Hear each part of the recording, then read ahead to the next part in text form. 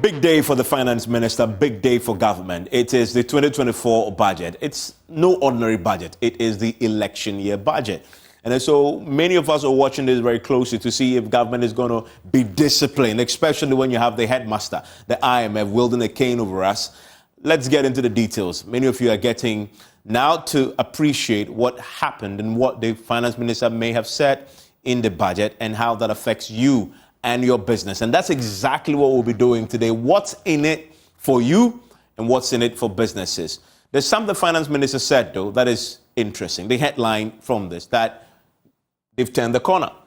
He says the economy has turned the corner. We're going to get into some of the specific pretty shortly. He said this and he references a few indicators. He references inflation, for example, which used to be at 54%. It's down now to 35.2%. He says that is an indication that they've turned the corner. He also mentions what he believes to be the stabilization of the cedi over a period as an indicator that they've turned the corner. But have we really turned the corner? We'll get the verdict of businesses who are joining us tonight for a conversation. We're going to get the reality check. And so let's get those businesses in, and they will give us a sense of what they had here and whether that is going to help them to put them in a position where they can employ more people, expand, or it's going to have an opposite effect where they shrink and lay people off. We'll get a verdict pretty shortly.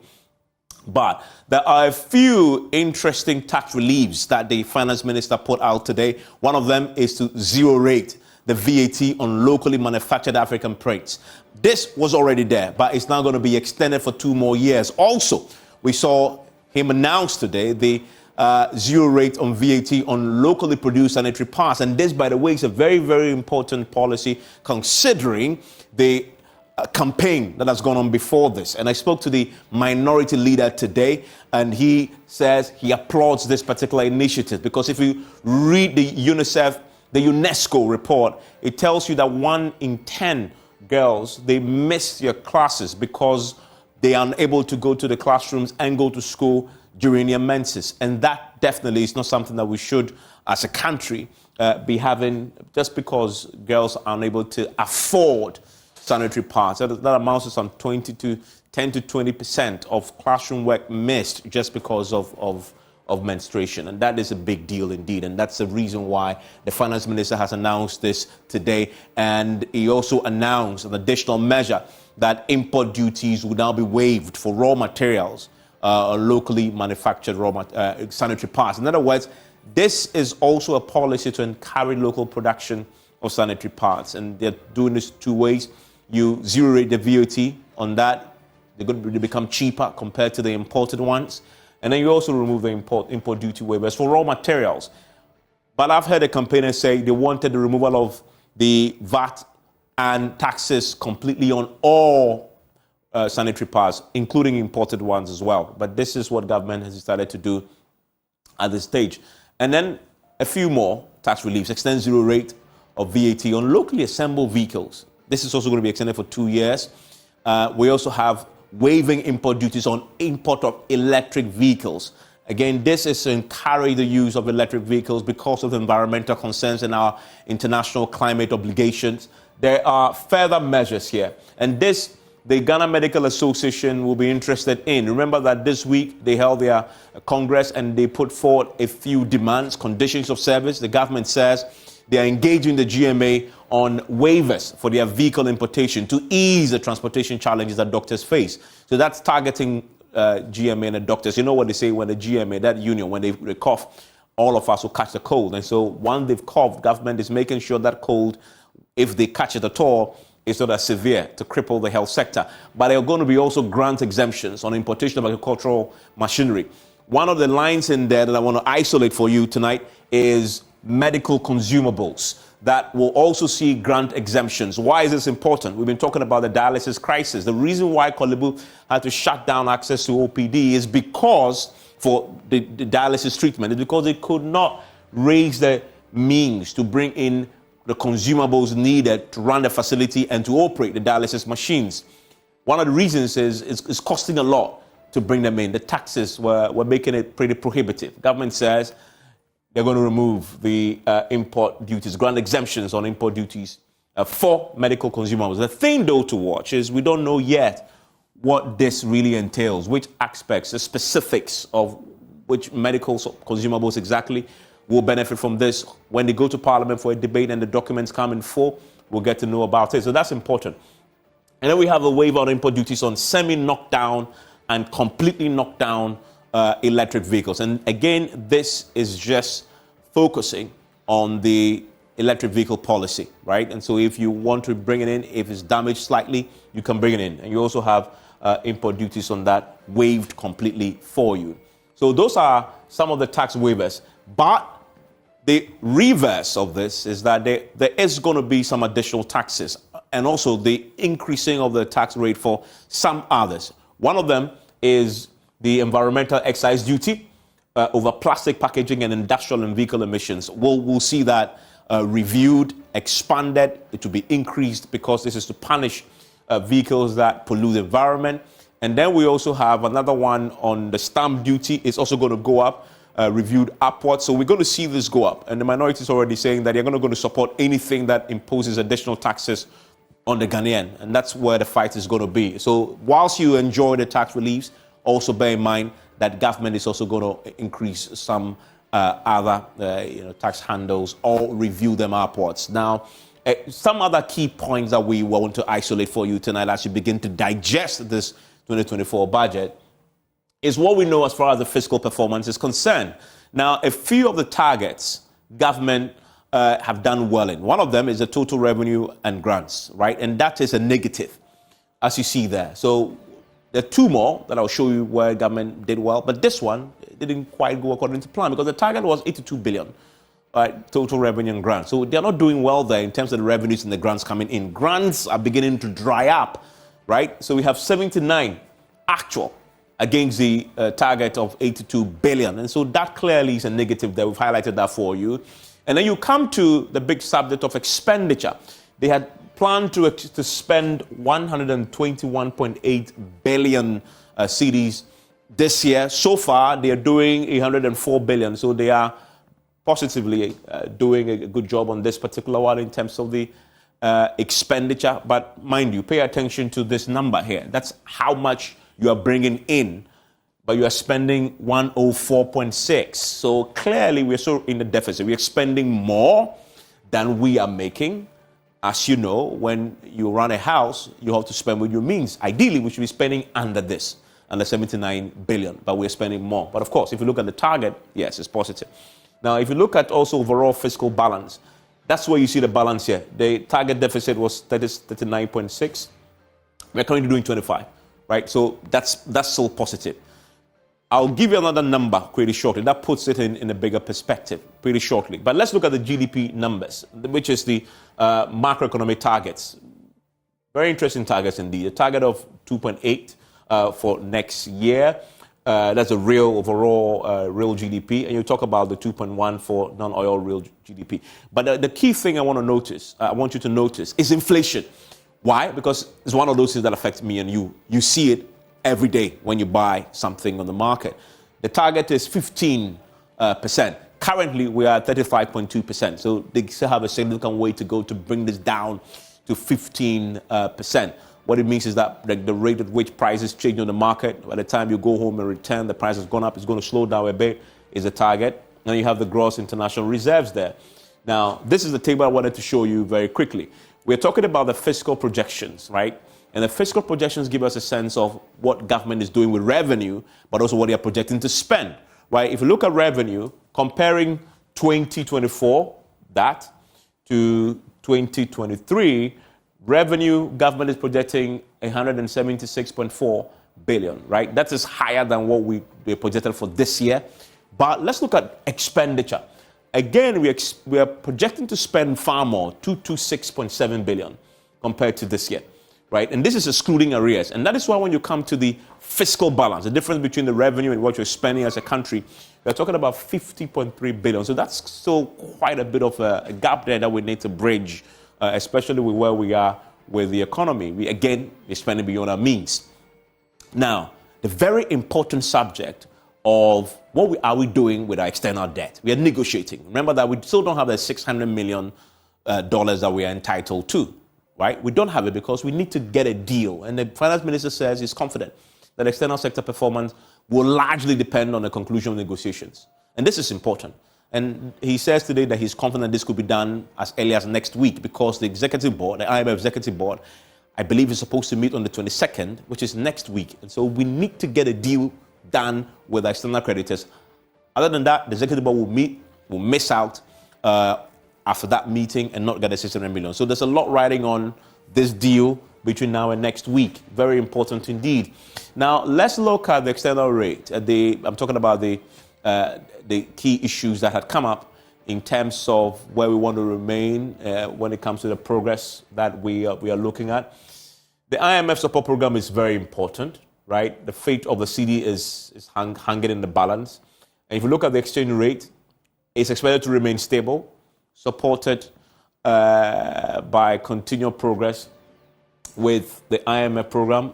So a lot of riding on that. You have the expected inflows from the cocoa syndication loan, a lot riding on that. And we know that there are challenges here, but Cocoa Board has assured that they will get this deal done, bringing some billions to stabilize the city. The second tranche of the IMF program, which they've been talking about, a lot riding on that too. Primarily, securing a deal with the external creditors is important. The finance minister today said they are looking to give a haircut to external creditors of between 20 and 40%. That is significant, right? And so that tells you that it's going to be pretty hard negotiations. Mining inflows will also, if it comes in, would help stabilize the city quite significantly. Continuation of the Go for Oil program, the finance minister mentioned this and gave it a bit of props in terms of its ability to stabilize the city over time. Now, according to the finance minister, a few things that he said also in terms of the DDEP that I need to bring up. And this is a conversation we've had many times on the show. He says it's successfully done, right? And they're making progress on external debt front. Well, we'll see how significant that progress is. And look at the breakdown here that we've been bringing you over the time. The DP first leg, that's it. Amount exchanged with 87 billion. Pension funds also joined. We have the local bonds. You have the cocoa bills. You have the Bank of Ghana non-marketable bonds. All of them coming in to try and reduce our debt stock, right? Whilst we try and meet the IMF key targets. That's why this has happened. That's why we got the deal. We have to continue now and get a deal with our external creditors. So the total amount is what you see down here. But the big question really is, what does this mean for businesses and for you? I guess you'll join me pretty shortly to assess.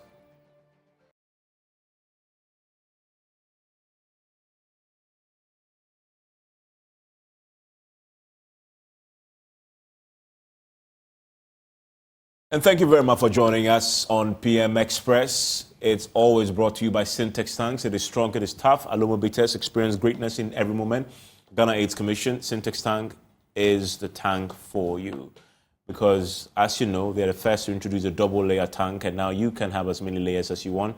Syntex Tanks is first to introduce the white inner layer tanks in Ghana, and we now introduce you to the customer specs order, which lets you order any color and size of preference. Syntex Tanks gives you the longest warranty of 7 years, which no other tank gives you in Ghana.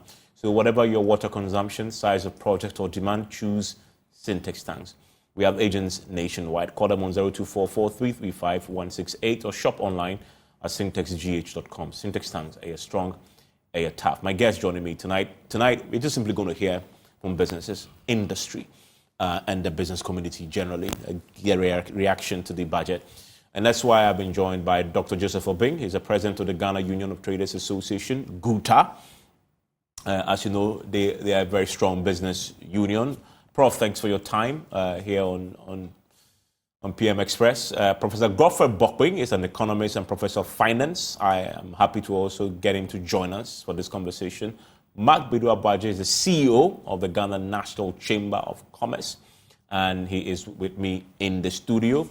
And Seth Chum Akwabwa is the CEO of the Association of Ghana Industries, AGI. He is joining us via phone for a quick chat. And before we even get into that, I mean, let's go to Parliament for a second. And I want to hear from the minority leader, Dr. Kaysel Atofo-Singh, who spoke to me today, just for a quick reaction to what we heard from the Finance Minister. This is before Finance Committee as we speak. Have you managed to reach any of these companies? So we met some of them at the committee and we in the NDC oppose it. They didn't justify this to your satisfaction? We've done background work, and I can assure you that 50% of these companies, they have already finished the work that they are claiming tax exemption from. In fact, 50% is understatement. Touch wood. We in the NDC will not support this tax policy. What they have done today, by introducing tax exemption, new taxes worth 11 billion Ghana cedis, is insensitive. In fact, it's most cruel, and it shows that this government is out of touch with the realities of the people. I mean, it is already here. They are in Parliament as we speak. In fact, they are before the Finance Committee, and they are begging us to approve it. And we are saying no, so we will not approve it. You're going to reject all that? We have already rejected it. Will it come for a vote? And when it comes to the floor, we are voting against it. At the committee level, have you already decided? In fact, they have not put the question for the vote yet, because they saw our mood, and so they are scared to put it to vote. And if they had put in any of them to proper vote, they would have lost it, and they will have to withdraw it. So they are yet to put it to vote, but all of them has been discussed. So that's a condition there they've laid forth for supporting the budget. And the point that he makes there regards some exemptions given to some companies. And you know, the exemptions regime is one that is a very controversial one. And the allegation is that there are a few exemptions, a lot of them indeed, that the minorities say they object to. And that unless government withdraws a number of them, at least 50% of them, they're not going to back the new measures that have been proposed in this budget. Okay, so that's a minority's view. I want to bring the business view in, and that's what we are focusing on tonight. I want to start, obviously, with you, Mark. The Chamber of Commerce and Industry. Did you hear anything in the budget today that excites you? Well, a few of them. Actually, we're looking for a budget that will inspire us. But I think that we're actually not inspired, actually, because even though there were some positives in terms of the tax, some of the tax reliefs, for instance, where you get to the extension of the VAT, zero VAT for the manufacturing of the African print, for me is very important because we have huge potential in that aspect to be able to export and take advantage of the agua. And of course, that of the sanitary pad, I think we also have the potential to produce, and for the fact that it's going to serve majority of our population. So now people will be able to afford sanitary pad, and for me that is key. The social impact for me is so huge. Largely what we were expecting. I think that these tax relief are narrow-based and not going to have any significant impact on the cost of doing business in 2024. Because it's just only few and selected companies that will largely benefit from that. Because if you look at the proportion of those who are manufacturing these key items like sanitary pad and also the African print, they are just small. What we were expecting is a tax relief that will have broad-based and significant impact on the larger part of the manufacturing company. All the things that we asked for me, we didn't see any of them being taken care of. I see. Yes. List them for me. Yes, the COVID levy, we have said that you wanted a scrap. It's counterproductive. We wanted it to be abolished totally. Nothing was mentioned about it. We started this campaign last year during the media review, and then now nothing was done about it. The e-levy, for instance, we have said that if they want to rake in more revenue, they have to reduce the rate to 0.5. And I think people will even pay without knowing. They need revenue. We are giving them ways that we think that they should be able to get those revenue. We also made a significant input. For me, our VAT structure is not helping. So we asked that they merge, they convert the straight line levies, the NHIL, and that of the GET fund, that 5%, 2.5, 2.5, that translates into direct cost to businesses. They should convert it back to the standard VAT and then merge all these VATs, and then we also reduce it.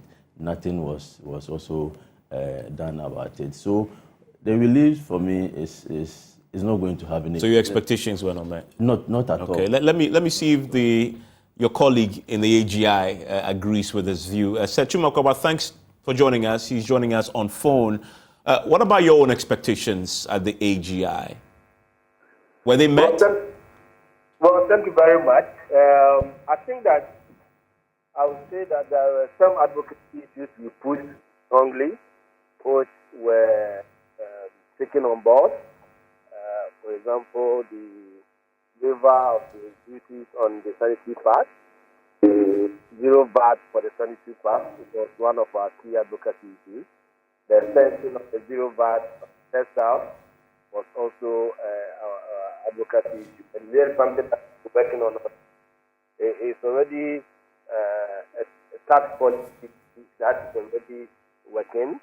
We only needed they gave us a sentence of 2 years. We would have wished that it was longer because it helped with the planning. We've had it before, and then extension. Essentially, we were expecting about 5 years extension so that the companies can actually plan. Because if you are investing and you are sure that for the next 5 years you didn't pay the VAT because it makes you more competitive, then you can plan with it and you can invest. But 2 years, at least something to work with. So that is one. The other taxes, we were expecting some further relief, but we also appreciate that the challenge is going through that as an example. Government also needs to generate revenue. So when it comes to the taxes, we have a bit of sympathy for government, but because businesses are so affected and there's a bit of contraction in the industrial sector, the relief we were seeking was a bit more biased in favor of manufacturing and industry, so that if there's any growth, then we can expect a lot more in the industrial sector. As you could tell, in the last year, virtually, this year, manufacturing is constructing. And that's no good now for a country that is bringing out more than 200,000 people every year from our tertiary institutes who need jobs so bad. So those are the aspects that we were expecting. The other area that we thought we could have a very clear indication of how it's going to go is the linkage between manufacturing and supporting the value chain. Well, I've not had a opportunity of reading the full budget. It's only the summary to read. So maybe when we later study the full budget and we see there, then that will be fun. But I was expecting to see a lot more commentary on that, and how government plans to do that. There were comments about the export sector and how we are expecting to increase the export revenue and all that. But the how are very important. So maybe when we study the full budget, we'll get to know exactly what can be done to improve the export sector. Okay, but give me a summary then. What you've heard so far, are you happy with what you're reading in the budget? Are you happy with the 2024 budget for industry? Well, the question of being happy or not being happy, I think that comment you can make later. You need to study the whole budget, because when you pick this and you make a very definite conclusion and pronouncement, you may get it wrong because there could be aspects that could be interesting. What I can say is that some of the key advocacy push is inaccepted. Those are the ones. So as far as those steps are concerned, it is fine. What I also see is that in terms of growth, we are not expecting from the budget. It clearly indicates that growth is not going to be that high. And the growth is contributed by 3 key sectors: manufacturing, industry, service, agriculture. So, and some time ago, we were doing about 7-8% per annum. And if there's a projection that in the next 4 years or so, between 2023 and 2027, growth is expected to be about 2.8 on the average, then that's a very high growth for a developing country like that. It means that really a very difficult situation. So we are only trying to consolidate the stability, but real growth is not going to be really achieved during this period. And that is a bit worrying. I think that there must be something to stimulate the economy. So we experience real growth. So those are the aspects we need to look at. But to say I'm happy or not happy, I think later when we come to the full budget, look at all the finances and all the links, we'll be able to make that pronouncement. Okay, let's see if Dr. Joseph Obeng has a view there that is either different from yours or agrees with your position as well. Guta, I know you were part of the team of business, I guess, entities that were consulted. You've seen the budget now. Are your recommendations that you made, are they included? Are you happy with what you see? We never met. Oh, unfortunately. Guta was not consulted at all? Yeah, we were consulted and we gave our input. Yes. And we thought that it was going to be considered because we made a very meaningful input, but our demands are not met, especially in the trading community. But admittedly, some segments of the business community have gotten some reliefs. And these reliefs are also very positive. When you look at the relief for agri machinery, relief on raw materials for pharmaceuticals, and relief for African print, those of electric cars and all that. These are all positive, but they are in the minority. If you look at the general cost of doing business in this country and what we were seeking, then of course, I would say that the status quo remains. The cost of clearance at the ports and all that, everything still remains. The high rate of taxes that we are made to pay, the number of taxes that have been imposed on us, all of these are not addressed, though just a fraction or segment that have been gotten the relief. But on the broader scale, I must say the status quo remains the same. And most companies are going to fall. Yeah, they are going to fall because at this stage, we don't know what to do because we demanded that the COVID levy should be removed. It's a nuisance tax. There's nothing a nuisance than the COVID levy. It came to solve a specific purpose and it's out of the table. It should be taken out of the table. It's as simple as that. But Doc, you remember that government accumulated some COVID-related debt. That debt needs to be cleared. Yeah, but we also know that some funds also came, and then we also know that the COVID, the pandemic came to destroy businesses. Have you also taken that into consideration? And that the pandemic that has come to destroy businesses, we impose levies on it. There's no precedent anywhere in the world. Do you have any precedent? And those countries, do they not have incur costs in combating the pandemic? No, we have to be we have to weigh and dissect the issues properly, and then know that whether we are being treated fairly. The special import levy is still on the table after it has been introduced, also on the same reason that we have a special problem, and that the business community should allow, and that after the sunset, that was introduced by the previous government. If we do this, it means that the business community is not going to have confidence and trust in leadership. Because you can't say that something is for temporary, then become tax in perpetuity. Where businesses are collapsing, where businesses have so been overtaxed, it is not fair. Now we don't have any reliefs, and the natural thing is to pass on the cost to the consuming public. But how are we even going to do that, where the consumers are also being eaten away with their purchasing power by the effects of the inflation? How are they going to even absorb this cost? And so all that we will be doing is that we can't even pass the cost, and then we'll lose our capitals. This is what is going to happen. Look at the VAT as it is structured. There's no fairness in this VAT.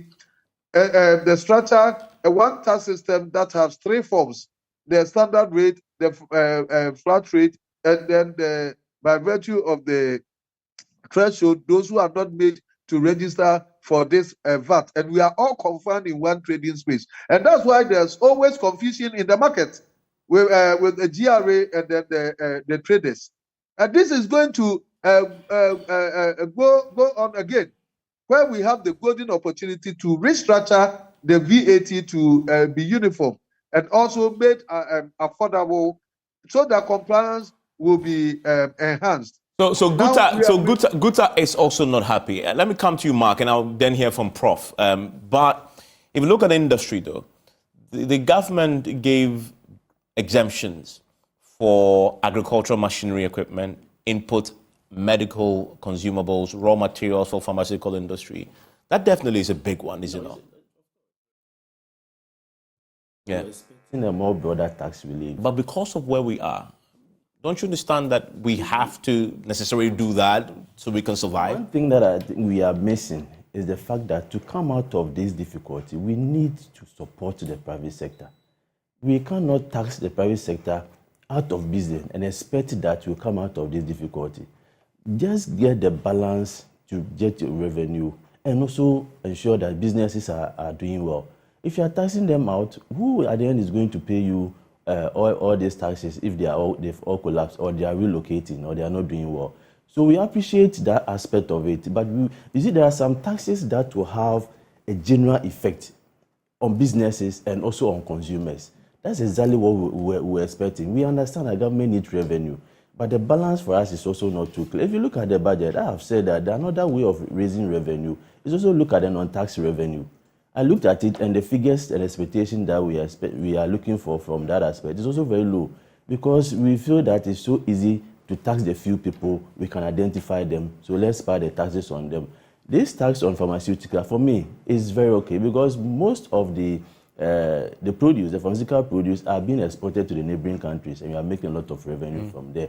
So it will bring a stronger linkage actually between those who are producing and also the other part of Africa. So for me, it's very good. But I don't think that this one will take us out of the difficulty that we are having. It may have impact, but that impact will be very minimal. I mean, Professor Bokwe, is business industry being unrealistic? Well, good evening, Evans. I don't think that they have been unrealistic. There are real issues that the budget ought to confront. All right, and unfortunately, the budget is not responding, right, to those dynamics. And I think that it's already showing in the numbers. So if you look at the GDP growth for the first 2 quarters of this year, it's coming from agriculture, right? And if you open it up, crops and livestock, and then also service. When it comes to industry, it's just mining and quarrying. Industry practically is recording negative growth. In fact, manufacturing has been contracting over the years. Actually, and then if you look at it also, your value addition capacity potential is within the industry. Okay, so once you see that that sector is not doing well, it tells you also that your growth is not job rich. That is the issue. But again, if you look at the way we have designed the tax structure, some of the nuisance tax actually is not bringing that much. Actually, it's not bringing that much. We were hopeful when we were suggesting that e-levy should go, and then also COVID-19 should go. We're hopeful because if you look at what the domestic debt exchange has done, that has conferred on government approximately 61 billion cedis by way of fiscal space, right? So government has fiscal space in the next couple of years, cumulatively 61 billion. Now look at the way government is using the fiscal space, right? So if you see part of the tax relief we are seeing here, because they think they have some space, so they can forgo certain revenue from there. But then if you look at the overall balance, right, you see that unlike the overall IMF supported program, where revenue is supposed to contribute 3% of GDP, and then expenditure cut to contribute 2%, you see that in the 2024 budget, expenditure cuts is contributing about 4%, and the revenue is contributing lower than that. Because the fiscal space that is conferred on the government, you see how they are using it, right? So if you look at the 2023 resource allocation, you will see that the interest payments, budgetary allocation to interest payments was approximately 53 billion cedis. You can see that that is much lower now in the 2024 budget. Of course, the other details will help us to explain that. But Evans, before we go on, I have been looking for the full budget statement, and I can't find it. Okay. What was read is not good enough for you?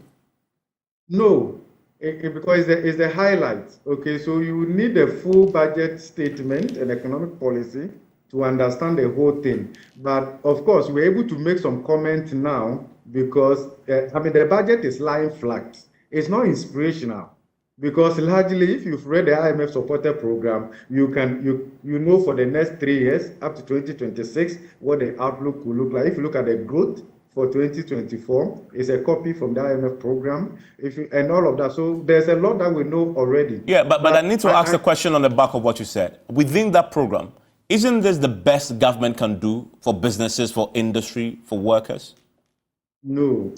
And also bear in mind, yesterday they agreed a 23% increase in the base pay and a 22% increase in minimum wage. Now, bear in mind that under the IMF supported program, government was rather supposed to limit wage increases and make a savings of almost 0.5 or so percent. But within that space, because of an election year, government found room to grant that increment. I hope you understand that. So, of course, something will suffer somewhere along the line. So it's about what we value most. Where do we want growth to come from? What kind of growth do we want? So the idea is that it's just that government to a large extent is insensitive to the private sector. Unfortunately, over the year, in fact, since 1992, we just incur costs, and the governance costs, including wage bill and the rest of them, as they keep rising, Evans.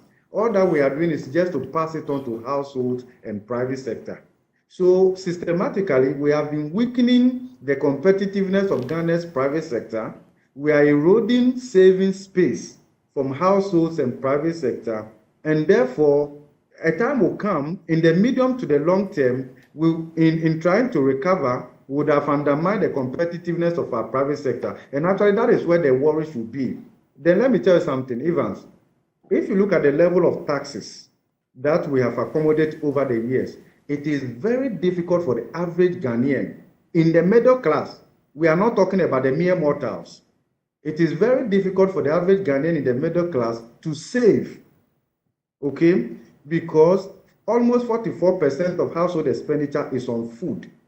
Look at how high food inflation is. The minister is telling us that we have turned the corner.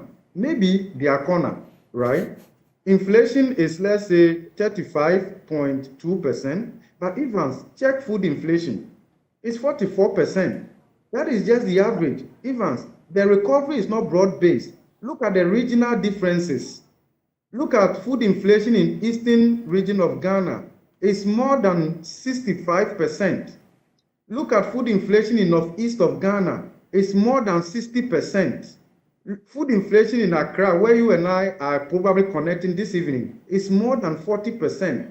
And food inflation, food alone takes almost 44% of the household expenditure. So if that segment is that high, it tells you how much it takes away from the household saving space. It's not the only thing. Look at transportation. So that is why this economy, the limited economic opportunities available, Evans, the average Ghanaian cannot take advantage because we are not saving. Yeah, I mean, stay with me, Prof. There's something you said and the finance minister repeated. In fact, the finance minister said it first that you've repeated, and I need to put to the businesses with me very quickly. I want to start with Sechuma Kwaba. The finance minister was clear that we've turned the corner, right? So let me ask you, you represent industry, you're the president of the association.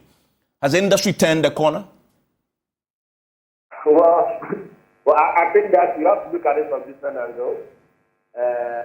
If you look at it from the position that we had last year, where we had the CD depreciating impact, inflation was about 54% or so, and oil prices were so high, and macroeconomic variables were all positive and negative. Then what we have experienced this year, once we say it's an improvement over last year, and therefore some stability has been achieved. But that is just a bit of an improvement. Turning the corner really, for me, means gaining insignificant gains and achieve results that is pointing to a very positive direction where industries are growing and we're confident. I don't think it's that way. I think at best, we probably have a some stability. The real challenge is how we consolidate the stability and then see some growth in the coming months and to the year. And therefore, still we turn the corner. I think that we have a long way to go to make that definite. There's a long way to go. So we are not going to turn it, but we see some improvement. But the improvement will take a while for us to know that indeed it could be consolidated. I think that convention has helped a great deal. It is part of the reason why we are experiencing some improvement. So if you turn the corner, then probably if the IMF convention is even gone, if you still see significant growth in your output, especially the key sectors such as industry, manufacturing, agriculture, and other. So for that, it's only this we have a long way to go. Yeah. Okay, so your verdict on that is, as far as industry is concerned, you haven't turned the corner. I'm going to take a quick break. I want to return that same question to the Chamber of Commerce and Industry and then to Guta. They live this on a daily basis. If the economy has turned the corner, they are in the best position to tell us. Will they agree with the finance minister? Stay with us after the break.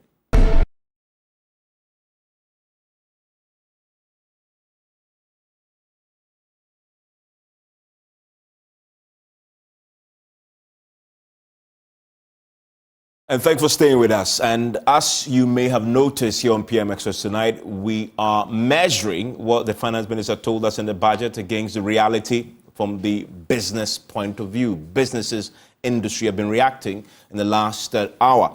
And just before the break, there's one key thing the finance minister said that we were getting the business verdict on, which is the finance minister declared that we have turned the corner. And I want to bring in the head of the Chamber of Commerce and Industry, Mark. Mark, the finance minister, when he last read the mid-year budget, said that, we're beginning to turn the corner. Today he says we've turned the corner. Have you turned the corner? Not at all. I think probably we have seen the corner and we are making an attempt to turn that corner. Because you can't turn the corner when we have interest rates hovering around 40%. You have utility prices changing just like that. Even the stability that he's talking about, it's okay. But the CD to the dollar is still very high. I mean, if you are doing business or converting your CD to dollar, then you can look at the impact of that.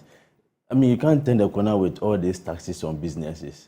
I mean, there's a statement in that businesses are now employing... In fact, to quote the finance minister, we turned the corner when companies started going back to the job markets to hire workers. I would have expected that he gave us some figures to that. I mean, this is a vague statement. From where I sit, I haven't seen anybody... You employ people? Yes. Are your members employing people? They are not, because they are not making profit. They are not expanding. You can only employ people when you expand, when you know that the marginal productivity of labor for whoever you are employing is bigger than the revenue they are providing. So if you are not making profit yourself, you are collapsing. How are you going to employ people? So I haven't seen the corner being turned. We have seen some stability anyway, which we hope that to be consolidated. But for us to say we've turned the corner, which for me may bring some level of complacency in what we are doing, I think we should be circumspect with some of this. So you haven't turned a corner. I mean, and some of the key indicators that he used to make the judgment, you say it doesn't reflect the reality. You're not employing more people. Not. He says the stability of the CD is great, but he said that it's not. Yes, we have seen stability as compared to the beginning of the year to now. But I'm still comparing the figures, the exact figures. If at the beginning of, I think last year or so, it was 6 cedis to $1, and now is 12 cedis to $1. Definitely, I mean, you have reduced, if you have a capital which is in cedis, you have reduced it by 50%, and it's going to affect the rate at which, or your ability to be able to expand your business and also do your business. Okay. So the stability, yes, we have experienced that, but in terms of the figures, the actual, we still that is still. We feel it's still high. I mean, Sechu Makaba, very quickly, then I'll hear from Dr. Joseph Obeng. The indicator the finance minister used, and I want to also test that with you. We turned the corner when companies started going back to the job markets to hire workers. Are your members hiring? Hello, Mr. Chumakwa. Hello? Are your members hiring?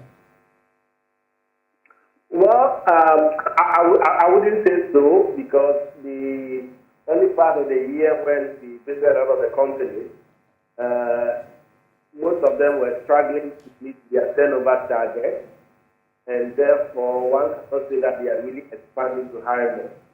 What I however say is, I'm not aware that other companies are packing this. So if they're able to maintain the numbers, that is where the stability brings. So if you have a bit of stability, consolidate that, then you grow. Real growth, I'm sure in the coming months we probably will see it. But for now, we are not seeing that growth, and not sure we are having that many. In fact, if you talk to most of the companies in that struggling, they are struggling. They are struggling. So hiring may not be that. Okay. Dr. Joseph Obeng, what about the reality of GUTA members? I mean, one of the things that you look at GUTA is the exchange rate. The finance minister today says we've turned the corner when the currency, which had been under severe pressure over the past 2 years, depreciated by a modest 6.4% cumulatively from February to date, compared to 53.9% over the same period in 2022. Does that reflect your reality? Have you turned the corner? If we have to compare to the last quarter of 2022, where businesses suffered the most, we're at the peak of our problem.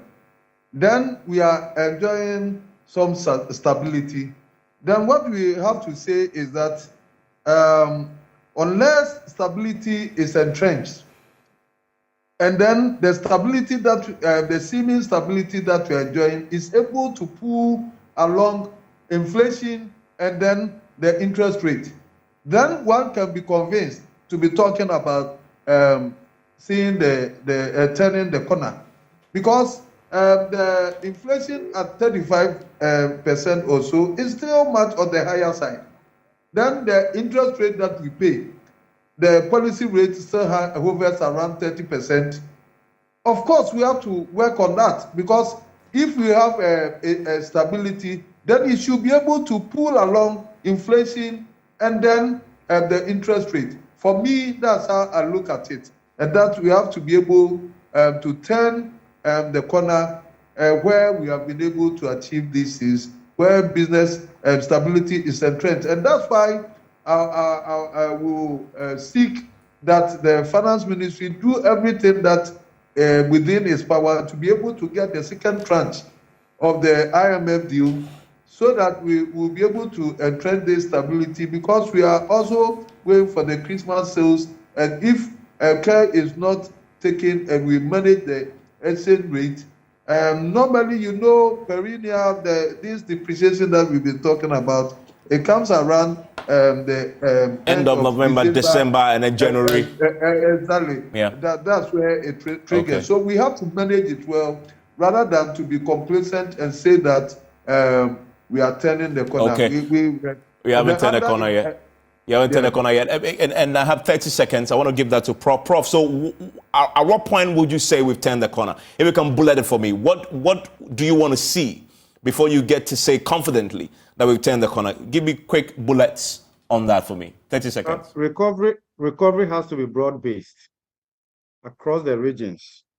We are using average to talk about something. That's fine. But look at the marginality. Food inflation across the 16 regions. Look at that. Look at where Bank of Ghana's policy rate is. You know what? Bank of Ghana is a technical institution. When they turn the corner, they will take their legs off the accelerator and begin to ease their policy rate. You see where the policy rate is? Because Bank of Ghana is conscious that probably the threat of inflation could head up. And that is why they are keeping it at that heat level. So there are other indicators. Look at where the Ghana reference rate is. Now, when it comes to exchange rate from year to date, depreciation is more than 20%. Of course, larger part of that, January this year. But Evans, look at the general slowdown in import activity at the ports. That is not a reflection of your economy being in full gear. Now, look at the headwinds. If we don't get the IMF 600 million release on time, you know what that will mean for you? I hope you understand. So we are hanging So Okay. So what we need to do now is how do we consolidate the limited stability we are seeing and make Okay. them broad-based Okay. for it to reflect Okay. in a way that we all can identify. We recognize the effort government is making, but to celebrate prematurely, I think we need to reflect the pain and what people are going through, so that we don't create the impression that people are ungrateful. Well, thank you very much. That's Professor Bokwin there. Setuma Kwaba joined on the phone, and with me in the Mark Bedu Abuaje, CEO of the Ghana Chamber of Commerce Industry. So we're waiting to turn the corner, and I guess when you do so, we'll know. You'll be employing more people. There'll be business growth, etc. That's what you're looking for. Let's see when we begin to turn the corner. Just said Prof, lay for us what it will look like when we turn the corner. We'll keep watching. Enjoy the rest of your day.